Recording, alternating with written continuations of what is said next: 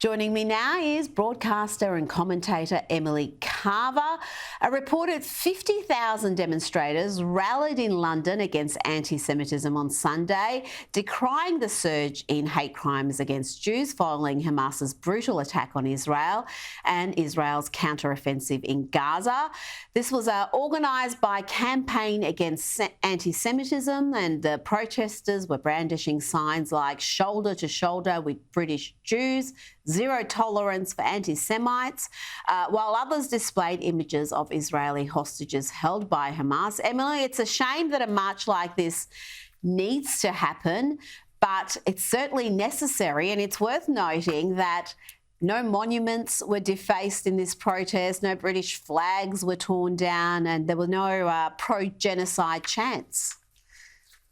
Yes, it was a stark contrast from what we saw on the day before, which was Saturday. So we've had over 4 or 5 weeks, we've had every single Saturday in central London, hundreds of thousands of people coming out in pro-Palestine protests, anti-Israel protests.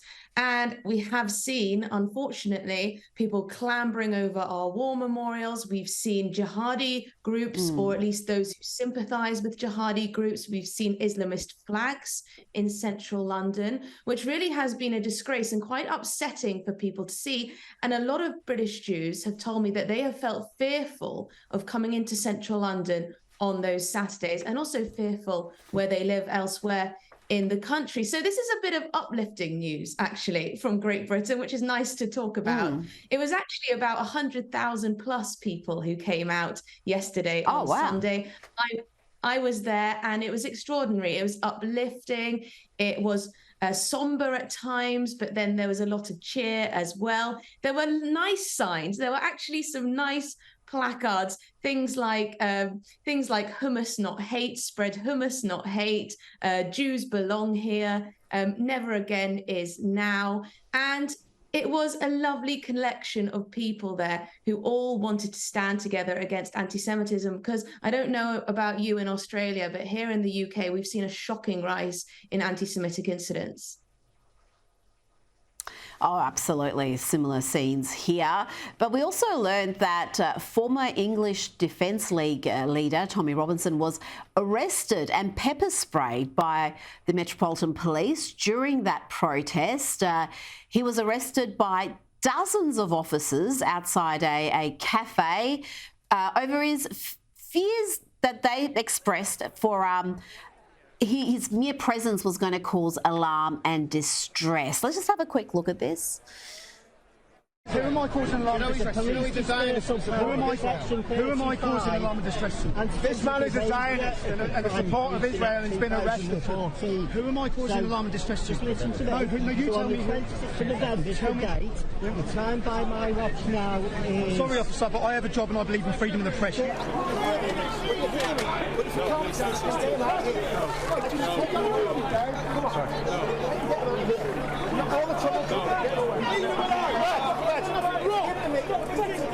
can take come on. I can take part in that. Lads, I can get out here. Don't listen. You've done nothing wrong. Robinson, whose real name is Stephen Yaxley Lennon, also posted a video on social media showing the effect of pepper spray, synthetic pepper spray that the officers had used. My eyes, man. For what? For what? Tear gas me straight in the eyes. For what? That's your two-tier policing system. Emily, this has gained a great deal of attention on social media. Do the police have different standards for different people? Is this two-tier policing? Well, this is one of the questions that the police have been facing over the course of these protests, particularly in light of the pro-Palestine protests. They've been accused of taking a far too soft approach when it comes to people chanting for jihad on the streets of London. But when it comes to Tommy Robinson, they are very quick to arrest him because he refused to leave the protest. Now, Tommy Robinson is a hugely controversial figure in this country and across the world. He was the former leader of the English Defence League, which I believe is now debunked. But he made it very clear on his social media, he's back on Twitter, he made it very clear on his social media that he was going to be at the march.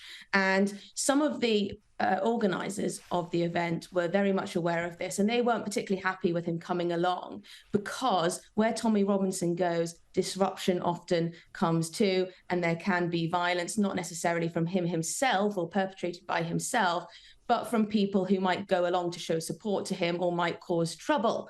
Usually, you know, the football hooligan type might come along. But it is interesting that the police have been so soft touch previously when it comes to pro-Palestine marches and some of the extreme elements at those marches. But when it comes to Tommy Robinson, they were very quick to get him out of that protest. And this feeds into the narrative that the police decide when they wish to act, and they decide when they don't, and often it may be based on politics or what's easier for them to do. Well, I just think it's utterly bizarre. If someone hasn't broken the law, if they're not being aggressive or threatening people or doing anything to warrant police attention, how you could have that many officers manhandling them, pepper spraying them, arresting them because people in the crowd may not like their presence. I wouldn't have thought that's how liberal democracy is supposed to operate. Now, let's talk about Ireland, because also, Rita, the scenes there are troubling. Sorry to interrupt there, but also there have been a lot of people out in central London who a lot of other people wouldn't like around, and the police have not made a fuss when it comes to them. So I think they really need to be mindful of how they're being perceived by some members of the public. And then there is this two-tier policing, and I think it is actually very true. There's a huge amount of evidence to back it up.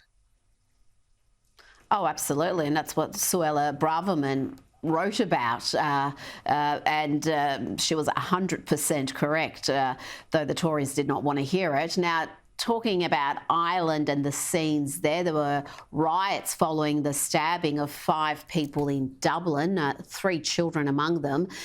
This was allegedly by an immigrant who years ago was supposed to be deported but was then granted citizenship. I'm not exactly sure what has happened there. Police said the man in his 50s was arrested with no other suspects involved. Now, politicians and law enforcement were quick to blame the riots on hooligans and what they called far-right agitators. But Emily, the anger here is against the authorities, who many Irish people say have let them down, and that cannot be denied. The fact that there is genuine anger in the community, and sure, no one endorses rioting or looting or any sort of criminal behaviour, but the anger there is grounded in some real issues.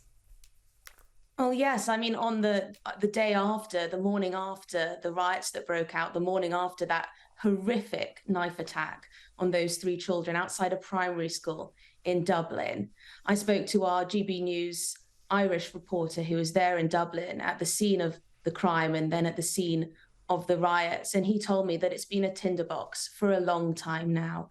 Ireland is quite a small population, and they've had huge inflows of migration and also illegal migrants and refugees. And the government is ignoring and has ignored many of the concerns of ordinary people. As I said, no one condones, well, very few people would condone the type of violence we saw and the looting and the setting double-decker buses alight. But that doesn't take away from the fact that a lot of Irish people have deep concerns with the speed of immigration into their country. And of course, this was the catalyst for this, was a horrific knife attack from an Algerian descent man in Ireland. And people, it became, it appears to be a tinderbox in Ireland. And I do worry that we may see more of these kind of outbursts unless governments realise that people aren't happy with what has happened so far. Now, and from some of the videos I've seen, there did seem to be an element of troublemakers, opportunists who came to these protests just to loot. And I don't think they were at all concerned about the issues from the images I've seen. But I think we're going to see a lot more here. And in the meantime, we've got the Irish police investigating, reportedly, UFC fighter Conor McGregor's social media posts following concerns about rising hate speech online after these riots. McGregor distanced himself from those riots, but has urged for change in Ireland, and he's slammed the government's immigration policies. The former UFC champion warned in a post on X, if the government do not act soon with their plan of action to ensure Ireland's safety, I will. I mean, is this an announcement, Emily, that he's going to enter politics? Well, it does look like it. This is a man, he's a mixed martial arts fighter. He's got an absolutely enormous following in Ireland and, of course, around the world too. And he's been very vocal since this all erupted about Ireland's migration policy. He clearly believes that the Irish government has got it completely wrong. He clearly has absolutely no respect for the Prime Minister in Ireland, Leo Varadkar. So maybe he is setting out his stall to get involved in politics. But what's interesting is now the Irish police are now investigating his tweets. And Leo Varadkar has made it very clear that he wants to tighten up hate speech legislation as a result of what's been talked about since this horrific knife attack and the subsequent riots that we saw. And this is what always happens with our Western leaders. They see people get angry on social media, often about issues to do with migration. And what is their first response? We must clamp down on speech. That is not how a government should be dealing with these issues, which people feel very angry and feel very motivated about. So I think this is completely the wrong approach from the Irish government. I think Conor McGregor, we may well be seeing more of him, but I imagine Leo Varadkar and the Irish government are going to try and do as much as they can to put a lid on him and stop him from tweeting so much to his massive audience. Now, talking about Leo Varadkar, he's pledging to expedite those laws you spoke about online hatred, online speech. He's told a press conference that I think it's now very obvious to anyone who might have doubted it that our incitement to hatred legislation is just not up to date. And this is a sinister little explanation from Irish Senator Pauline O'Reilly about how these laws will restrict freedom for the common good. Let's have a listen. You will see throughout our Constitution, yes, you have rights, but they are restricted for the common good. Everything needs to be balanced. And if your views on other people's identities go to make their lives unsafe, insecure, and cause them such deep discomfort that they cannot live in peace, then I believe that it is our job as legislators to restrict those freedoms for the common good. Emily, that's disturbing. It's Orwellian, enforcing laws that make it illegal to say things that some may feel is offensive, that could cause discomfort. That was her explanation. Is that really the way to go? And will these laws be supported? That's the important thing. Will the Irish people back this proposed legislation? You know, I thought we had individual rights. I thought we'd agreed on that in liberal democracy, that the rights of the individual must be upheld. Clearly, they're not. It reminds me of the pandemic, this idea of common good. So, you know, vaccine passports, very highly restrictive lockdown in order for the common good.